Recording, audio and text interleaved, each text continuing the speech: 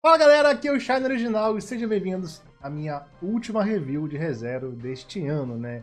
Infelizmente chegamos aqui neste momento, né? A review do último episódio desse core e agora a ReZero só volta em fevereiro do ano que vem. É uma pena de fato, mas se for pra continuar a qualidade monstra que tá tendo essa temporada, pra mim de boa, beleza? Então é isso, antes de falarmos aqui do melhor protesto de casamento da história, aquele recado de sempre. Se inscreve no canal, deixa um like pra ajudar e o hype se você também pode. Comente o que vocês acharam aí do episódio, bora trocar esse feedback nos comentários que é importante pra eu saber o que vocês estão achando aí do episódio, mesmo da temporada. É bom ter esse diálogo com os senhores, beleza? Então bora falar aqui do episódio em si, né? Esse episódio basicamente foi um episódio meio que introdutório, de certo modo, de preparação pro que vai vir no restante desse arco, que vai ser a porradaria frenética enfrentando os bispos, né? Então pode parecer um tanto parado, mas isso acontece porque é justamente um episódio transitório. E aí quando o anime voltar no ano que vem, a gente entra já na reta final do arco e vai ser loucura, cara. Porradaria comendo soro o tempo todo, todos esses momentos que a gente vai ter frenéticos agora, esse aqui foi o último ano de paz, basicamente. Então sim, um bom episódio, apesar de ser um episódio introdutório para a resolução da problemática do arco. Dito isso, vamos começar a partir de agora tratar de spoilers, né? Ele começa de volta aí ao novo QG, reunindo a galera ali, pra decidir mais ou menos quem vai cuidar de quem nessa reta final, tendo que focar ali, dividir bem o pessoal pra poder enfrentar cada bicho, cada distrito de Pristelo. Estão presentes Subaru, Otto, Garfield, Ricardo, o Gold, Julius, Anastácia, Al e Reinhard ali. Eles estão falando sobre os objetivos do culto, afinal eles sabem quem é a garota de cabelo prateado, sabe também quem é o espírito artificial e também da existência dos ossos, né? Pelo menos esses três já estão delimitados. O maior problema agora é saber o tal do Tomo, né? Cadê essa porra? Então é aí que o Otto revela que ele trouxe o Tomo pra Pistela. E deixa geral em choque, afinal, que porra é essa, Otto? Bora ver se questiona porque raiz ele trouxe isso pra cá, mas o Otto desconversa e fala que depois ele explica. Segue dizendo então o provável objetivo do culto em retomar essa porra, porque os gospels estão baseados nele, né? Que é o protótipo original, onde saiu esse monte de gospel fudido. Então ele fala que ele pegou o Tomo lá no santuário, mesmo depois que estava quase inutilizado por ter sido queimado. Então ele foi e deixou com um especialista aqui em Pristela para poder reformar e restaurar o máximo que desse do Tomo, né? E ele termina ali. Ele não fala exatamente por que ele tá com essa porra. É porque é um motivo confidencial que apenas diz respeito ao grupo da Emília. Em geral ele entende, concorda, eles estão mais de boa de saber pelo menos que essa porra tá na cidade, então assim ele sabe todos os objetivos do culto com clareza. E aí então que a Liliana abre a porta ali abruptamente entrando na sala, dizendo ter uma ideia. Ela começa a cantar uma música, ninguém entende porra nenhuma que tá fazendo isso, né? Mas era tudo pretexto pra quê? Pra Priscila poder fazer uma entrada triunfal ali. O Al fica todo feliz por ter reencontrado a princesa dele, né? Se levanta correndo pra ela, mas ao se aproximar é derrubado automaticamente na mesma hora, né? Afinal de contas é a Priscila, você tava esperando o quê? E é engraçado, porque ao fazer isso, ela ataca o Al em cima da Liliana que acaba com a música na mesma hora. Tá? Porra, foda-se. Obviamente ela tá irritada com o Al, por tá andando, zanzando por aí pela cidade com um bando de maluco, enquanto ela tá ali sozinha, tecnicamente sem a proteção do seu cavaleiro. O Baru fica surpreso por ter ela ali, afinal de contas, quem imaginaria que ia precisar decolar lá? Mas ela responde que, apesar de tudo, o discurso dele motivou ela pra vir ajudar, então é bom ele tá grato por isso. E com isso ela oficialmente se junta ao time pra lidar com o culto, né? Al até tenta convencer ela do contrário, mas ela caga pra ele e faz o que quer, e ela quer derrubar o culto. Paciência.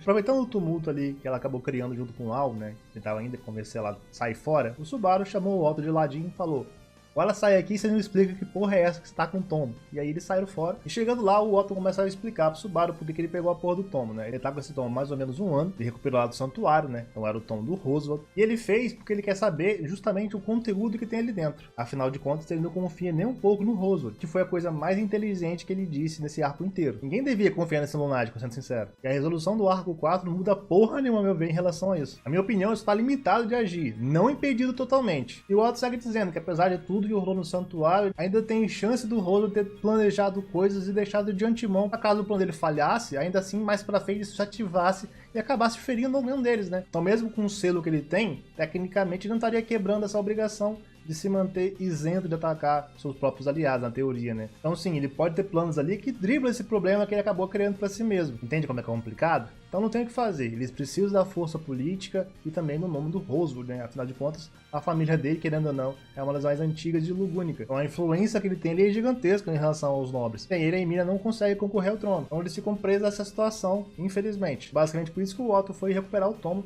para saber se não tinha nada ali preparado para futuramente ferrar com o pessoal e acabar ferindo um deles. Dito isso, o Otto decide que ele mesmo vai recuperar o Tomo, que deixa o Subaru preocupado. Ele garante que vai dar seu jeito e afinal de contas não tem como mover ninguém do plano de ataque. Eles precisam que todo mundo forte esteja enfrentando o culto, né? Cada um cuidando de algum bispo para poder ele se mover ali. Então, tirar alguém para acompanhar o Otto seria horrível, né? O Subaru concorda de boa com ele, afinal de contas ele confia no Otto. E é bem legal ver essa confiança que um tem no outro. Agora pode até ficar preocupado com ele, afinal de contas ele sabe muito bem como é que esse mundo é fodido, mas em nenhum momento ele duvidou que o Otto conseguiria fazer essa porra. E essa confiança que ele já tinha desde o começo, cresceu pra caralho nesse 1 ano que se passou. Por isso é mais que justo dizer que eles são melhores amigos atualmente, né? E a conversa deles finalmente chega ao fim, quando o Wilhelm aparece ali, acaba abordando eles. Primeiro ele pede desculpas por não estar lá junto com o restante do pessoal na reunião. O Subaru não importa muito, afinal de contas, tá, ele tanto faz. Ele vai lá, já emenda e pergunta ali do estado da crush, que ele responde que ela acabou de acordar e solicita que o Subaru vá lá conversar com ela. Então ele vai, não tem muito o que fazer, né? Ao chegar lá, a porta se abre revelando Félix em um estado bem abalado, bem abatido. Dá pra ver muito como essa porra tá afetando ele, né? Tá coberto de sangue ali e basicamente não tá ligando pra nada. Tá todo tão fudido da cabeça, provavelmente, que ele tá ignorando o restante, né? Enfim, o Félix pede pra ele não deixar ela exagerar e dá espaço pra ele entrar. Ao se aproximar da crush ali na cama, a gente pode ver como que ela tá, né? O estado atual dela. E eu confesso que eu achei bem melhor do que foi na 9. Particularmente acho na 9 isso meio foda-se, né? Dão uma descrição como se a coisa fosse a maior abominação do universo, né? E na realidade é um negócio full foda-se. No anime, pelo menos deu pra ver a parte crítica da situação, mas também não tá a coisa mais feia do mundo, né? É um meio termo na minha visão. Ela pede desculpa a ele por deixá-lo vê-lo assim. Ele prontamente diz que não é nada demais. A parada mais assustadora de tudo isso era saber que o mesmo sangue que tá praticamente destruindo a crush, também está dentro de si, mas que por algum motivo não tá castigando tanto ele quanto tá fazendo com ela. Inclusive, essa cena mais bem animada do episódio, por algum motivo, né? Todo esse diálogo foi muito bem animado. Não que o episódio em si esteja com problema de animação, ele basicamente se mantém um padrão ok, né? Uma qualidade normal de episódio, basicamente, né? Nada muito especial, mas nem um pouco feio também. Então ele se mantém muito bem, com 2 pontos que se saltam muito assim no episódio, que é justamente esse diálogo e a cena final do episódio. Ela até pergunta pra ela se pode ajudar em alguma coisa, mas ela só tá feliz que ele tá bem, afinal de contas ela descobriu também que ele acabou sendo infectado juntamente com ela, com o sangue da Capela, né? Com isso ele tenta tocar a mão dela pra confortá-la e rola uma parada meio doida, né? O mínimo contato que ele tem na mão dela, ele toma um choque absurdo na mão, se afastando rapidamente devido à dor, né? E ele olha de volta pra mão dele e ele percebe que parte da mão dele, que antes estava de boa, está apresentando sinais do sangue de dragão. Então você tivesse absorvido esse sangue pra si, curando a crush no processo. E obviamente o que ele vai fazer agora, a síndrome do herói dele ataca novamente e ele vai lá querer ajudar a crush de qualquer jeito. Então, sem pensar muito, ele vai lá, leva a mão dele no rosto dela, onde tá ali a ferida embaixo do olho, e acaba tocando de vez, né? Absorvendo muito mais sangue que na primeira vez, e obviamente gerando uma dor ainda maior pra ele, né? Foi tanta dor que ele não conseguiu nem segurar e acabou caindo no chão. Mas funciona. O braço dele fica todo zoadão, por causa de ele ter encostado ali, e o rosto dela fica limpo, como se não tivesse acontecido nada até aquele ponto. Ele se levanta e já ia fazer isso de novo, mas ela vai lá e impede ele, dizendo que apesar de ele estar tentando ajudar ela, os dois não podem ficar fudidos por causa dessa porra de sangue do dragão. Se ele ficar absorvendo esse sangue pra si, ele vai ficar tão ferrado quanto ela, e isso vai ferrar todo o plano de ataque. As pessoas precisam do Subaru lá, então ele deve se conter e não ajudar ela, por mais que ela aprecie isso. Enfim, eles continuam conversando ali e promete que vai ajudar ela no futuro. Mete o pé de lá, afinal de contas, a reunião ainda não acabou, então tem que voltar lá. Só que com isso, o Wilhelm resolve acompanhar ele de volta, né? Quer falar um negócio com o Subaru e ele queria que fosse a sócia. Então vai passando informações relevantes pra ele ali, que ele deveria saber. E que são essas informações? Basicamente,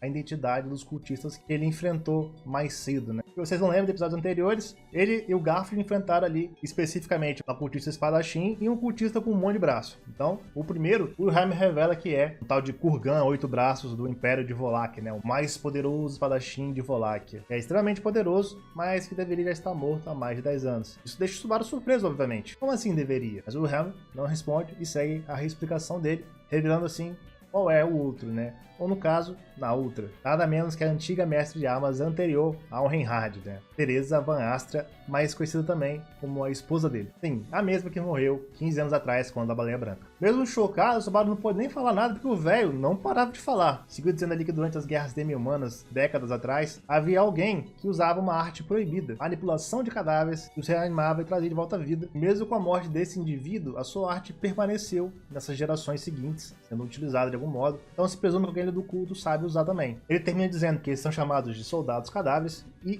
que ele não deve contar isso ao Reinhard. Para mesmo não entende por que disso, afinal de contas, por que esconder isso do próprio Reinhard, né, que é o santo da espada. E é então que o Helm revela que a proteção divina do resto da espada é algo muito especial. Para sabe que sim, afinal todos os santos da espada possuíam essa proteção divina. E o Helm concorda, mas não apenas isso, né, isso é só a base do que é essa proteção divina. A real é que tem uma outra coisa que diferencia ela de todas as outras que existem, que é o fato dela ser herdada. Ela tem sido passada de gerações e gerações dos últimos séculos na família Astria, decide sozinha qual vai ser o próximo portador dentro da família. Ou seja, para você suceder e se tornar o santo da espada, você tem que esperar que a proteção divina escolha por si. O Barba pergunta então se ela foi pro Reinhardt depois que a esposa dele veio a falecer, mas infelizmente ele estava totalmente errado, né? O Wilhelm revela que ela foi transferida durante a luta contra a Baleia Branca. Do nada, sua esposa, que era o santo da espada, a pessoa mais poderosa que existia, perdeu sua proteção divina e virou uma mulher comum no campo de batalha. Simplesmente porque sim, foda-se, tá ligado? E ele mesmo tirou a espada dela porque ela não poderia lutar, numa tentativa de protegê-la, mas que no fim acabou levando ela à morte. O que nos leva ao problema geral da família hoje em dia, né? Nem tudo tá relacionado a isso, mas boa parte tá. Afinal de contas, o Wilhelm culpou o Reinhard pela situação envolvendo a esposa dele. Ele ter recebido essa porra, dessa proteção, acabou resultando na morte dela, indiretamente, né? E em meio ao luto, ele não soube lidar com isso e acabou culpando o moleque. Agora, anos depois, ele ter finalmente conseguido vingar a esposa e matar a Baleia Branca, ele tá tentando retomar o tempo perdido, que ele se arrepende profundamente do que houve, né? Mas sabemos que ele não sabe como começar, e quando ele tentou dar o primeiro passo, teve aquela cena lá, episódios anteriores, o filho da puta do Henk atrapalhou, né? Mas é bom ver que ele finalmente admitiu que o Reinhardt não é culpado pela morte da avó dele. Mas enfim, Subaru até fala que de boa ele pode manter esse segredo, mas eles não sabem onde vai aparecer esses cultistas, né? Então como é que eles vão fazer para impedir o Reinhardt de saber essa coisa? E aí que o Helm diz que não tem problema nenhum, que antes de sua morte, a sua esposa acabou fazendo um corte no braço dele, e como sabemos, ela tinha a proteção divina do Deus da Morte, né? E esse corte nunca fecha. Pelo menos, né, enquanto ela estivesse viva. Quanto mais próximo de quem causou essa ferida, mais forte ficaria o sangramento dela. Ou seja, funciona mais como uma bússola para onde sua esposa estaria. Mas mesmo ele tem certeza que a sua esposa virá atrás dele, então nem vai ser necessário. Por isso, o anime volta para as definições finais do plano de ataque. Priscila afirma que vai derrubar a Ira, ela e Liliana mais precisamente. Pobre garoto, vai ser arrastado para eles contra a vontade dela e foda-se. Obviamente, a Liliana reclama disso, afinal de contas, tecnicamente ela é uma civil, mas a Priscila vai lá e mete um: minha filha, você canta muito, em geral fica suave. Mas repete isso que vai dar bom, confia. Subaru até concorda com esse plano doido aí, mas ele precisa de uma garantia que isso poderia dar certo. O que faz o Reinhard simplesmente fechar os olhos, se concentrar e em menos de 5 segundos ser abençoado com uma proteção divina nova. Sim, exatamente. Ele acabou pedindo uma proteção divina e ganhou, do nada, foda-se. Sabemos que a Odilagona ama o moleque, não tem o que fazer. Ele só falou: eu preciso de uma proteção divina para descobrir se outras pessoas possuem proteção divina. Então o Odilago foi lá e deu. Questão de segundos. É isso. Lide com isso. E com isso ele vai lá e olha pra Liliana, confirmando que ela possui a proteção divina da telepatia. A Liliana fica um pouco pra baixo, com medo de não conseguir corresponder às esperanças das pessoas, mas obviamente Priscila sabe como motivar uma pessoa. Quando vai lá, ela começa a zoar e provocar a Liliana sobre como a música dela é uma merda e um monte de coisa nesse sentido, deixando a mina putaça, com sangue nos olhos pra se provar nessa porra, e então ela aceita participar dessa merda. Então tá decidido, Priscila e Liliana vão enfrentar a Sirius. Próxima, Luxúria no primeiro distrito, onde deve estar concentrado o maior poderio do culto nesse momento. A própria Capra tá lá junto com os dois cultistas poderosíssimos, né? Sem falar nos bichos de CGI feio, deve estar também. E aí o Wilhelm começa a revelar aquela parada que ele falou pro Subaru mais cedo, e com isso o Subaru recomenda o Wilhelm e o Guard para poder cuidar dessa ameaça, mas surpreendentemente Reinhard vai contra essa decisão. Ele acha que seu avô tá psicologicamente instável pela situação que aconteceu com a sua princesa, então ele mesmo deveria cumprir esse papel. E o velho foda, como sempre, já manda o discurso: Reinhard, quem você pensa que é o seu avô? Sou o homem que eles chamam de demônio da espada, com a vida toda no campo de batalha. A ausência de uma mente clara é do cotidiano. Depois de 14 anos, minha lâmina pode estar enferrujada, mas ainda é afiado bastante para vingar minha esposa. Ainda não é hora de banhá-la. Não tem como, cara. O velho é foda, não tem jeito. Se o velho falou que vai fazer, quem que vai contra a opinião dele? Me diz, ninguém, cara. E aí termina dizendo o Subaru levá-lo consigo para enfrentar o Regulus, né? Porque o Subaru fica feliz, porque essa é a ideia original dele. O Subaru quer fazer a verdadeira batalha dos mais fortes. Diferente de outras obras aí, essa de fato vai ser. Ele quer pegar e jogar o mais forte contra o invencível e vendo o que dá. Com isso, ficou decidido. O Wilhelm e o Garfield vão enfrentar Capla e companhia, enquanto o Subaru e o Reinhard vão impedir um casamento de um certo corno. E eu acho muito foda essa cena. O Subaru ele agradece o Reinhard, tá ajudando ele novamente, mas ao mesmo tempo ele vai lá e pede desculpa por, obviamente, pedir novamente que ele fique ajudando ele. Uma espécie de favor, né? Mas ele garante que no que faltar voltar pro Reinhard, ele vai cobrir e ajudá-lo, tratando assim o Santo da Espada não como uma arma de guerra ou mesmo um deus, mas como um humano, um amigo que ele é do Reinhard. Gosto muito dessa dinâmica deles, cara, é bem legal isso. E claro, o Reinhard fica todo feliz com isso, né? Finalmente ele tem um amigo de verdade agora, e conta com ele não porque ele é apenas forte, mas porque é ele em si. Finalizando com a Gula, nosso querido Gold Ricardão e o Julius vão lá cuidar da mesma. Já a Anastácia deve ficar ali com o Félix e a Crush no QG. Com isso, temos os times formados. Tá na hora do pau, tá na hora de derrubar a cultista filha da puta. O episódio vai lá, corta pra igreja de Pristela. O Corrão tá feliz, mas isso não vai demorar muito. Ele elogia a Emília, afinal de contas já era muito bonita, mas agora com o vestido de noiva tá ainda mais linda. Bom que ele manteve aberta a vaga número 79, né? Pela primeira e única vez vai ter que concordar com o Regulus. A Emília realmente tá muito bonita nessa cena, bicho. Ela pergunta pra ele por que especificamente o número 79 tá aberto, e ele basicamente explica ali que foi porque uma vez ele conheceu uma pessoa e lembrava ela, então ele deixou essa posição aberta porque não deu certo. Se você lembra muito bem, é a mãe da Emília, né? De todo modo, chega de papo, ele quer prosseguir com o casamento, mas a Emília não vai casar com esse filho da puta, né? Então ela para ele novamente, dizendo pra ele que quer falar algumas coisinhas pra ele antes. Geral já fica em choque, né? Uma surpresa, ele permite que ela fale com ele, mas antes ele vai falar primeiro, uma coisa que toda esposa que vai casar com ele tem que saber. Primeiro que depois deles casarem, ela não pode nunca mais sorrir. É, exatamente. Pra ele, garotos são bonitos apenas com o rosto normal. Qualquer expressão que existe está proibida justamente por isso, que estraga o rosto belo da mulher. Lunático do caralho, né, bicho? Enquanto ele vai falando essas porra pra ela, ele se aproxima até perigosamente dela ali e tenta tocar ela no rosto.